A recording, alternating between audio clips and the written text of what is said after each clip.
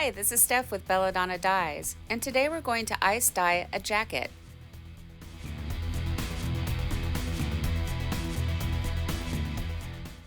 For this project, I decided to start by centering out the jacket. So that's the sleeve inside the other sleeve technique. And you just want to work it until all of the seams line up and you get it nice and smooth.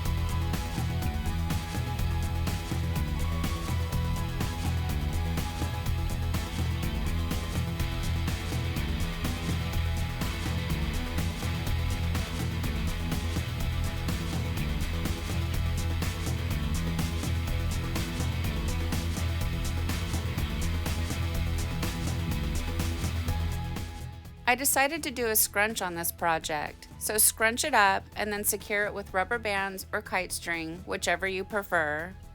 Hey, have I mentioned how fabulous these rubber bands are? No, I really do love these rubber bands. They're nice and stretchy and they rinse off really well, very quick, and so I can just reuse them, and they just have a nice texture to them. I have a link for them down below in the description box, along with everything else that I use for tie-dye. So go ahead and check all that stuff out. It's very helpful.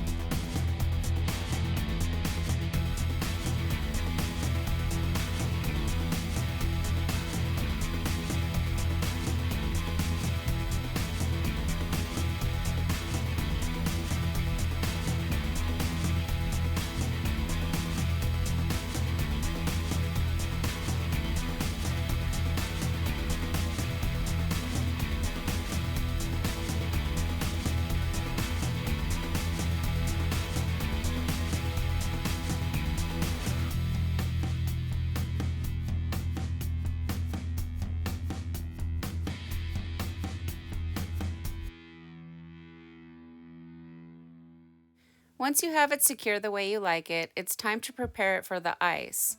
So I'm using these cake molds that I got from Amazon, and the link is down below in the description box. And I'm also using a wire rack, which I also got from Amazon, and then a little foil tray that I got just up at the dollar store.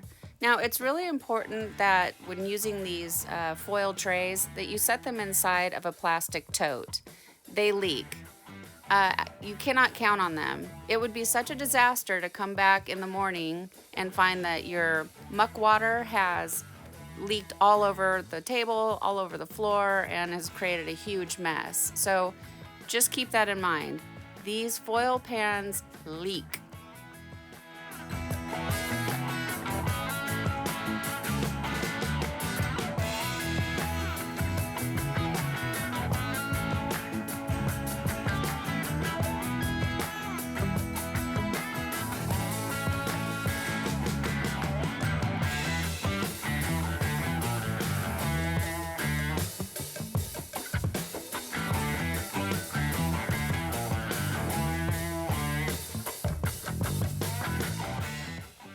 For this project, we're going to use only one color, and that's Shiitake, and that's from Dharma Trading Company.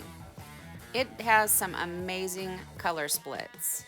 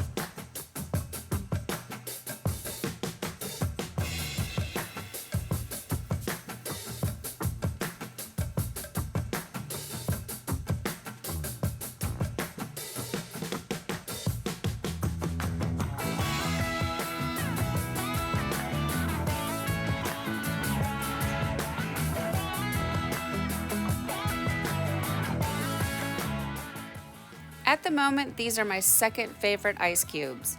They're very dense and they seem to melt really slow, and I like that. I love them so much that I made an entire tutorial about them. So go check that out. And I also have a link down below for these ice cube trays. I also got them from Amazon.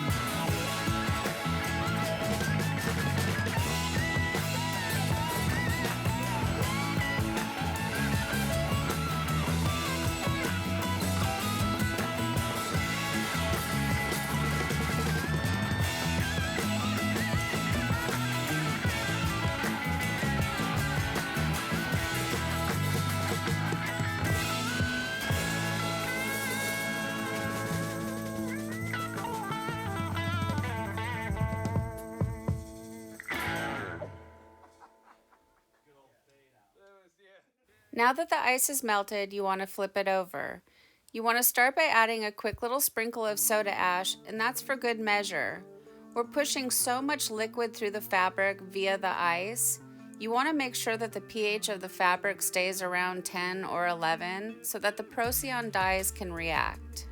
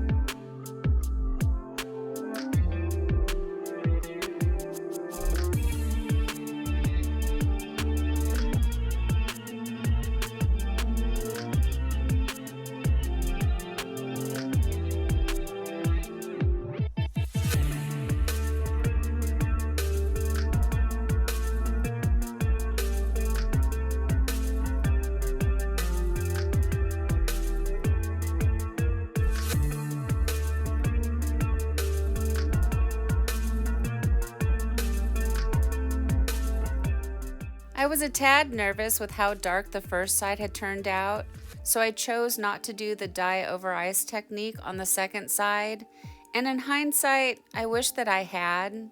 You'll see why here in a couple minutes.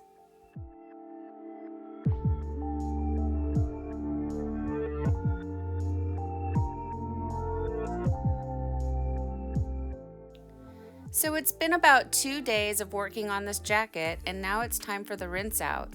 So you want to start by using cold water, and that's going to rinse out any soda ash that might still be reacting within the shirt and gradually increase the water up to hot. Then you want to rinse until the water runs clear. From here, it's going to go into the washing machine on a hot water cycle. I do a second hot water cycle using Synthropol. I do a third hot water cycle using Millsoft. And then it goes in the dryer, and we'll come back and we'll see our results.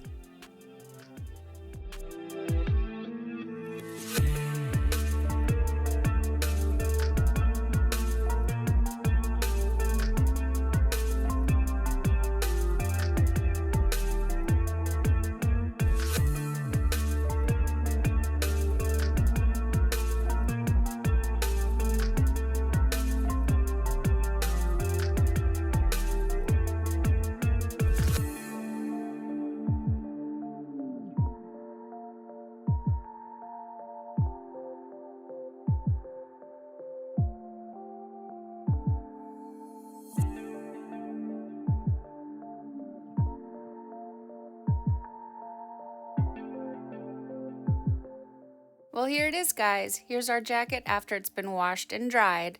And shiitake mushroom really does some cool color splits. I see a mauve color, some yellow, some green, some blues, some grays, some blacks. It's very interesting. I like it a lot. In a perfect world, I would re-soak it in soda ash and I would add more dye because I don't feel like the back has enough of the color splits and saturation. But beauty really is in the eye of the beholder. The person that's going to be receiving the jacket loves it exactly like it is and doesn't want anything different done to it. So I have to respect that. Thank you so much for watching. Please don't forget to subscribe, leave a thumbs up, and click the bell for future notifications. And remember, have fun tie-dyeing.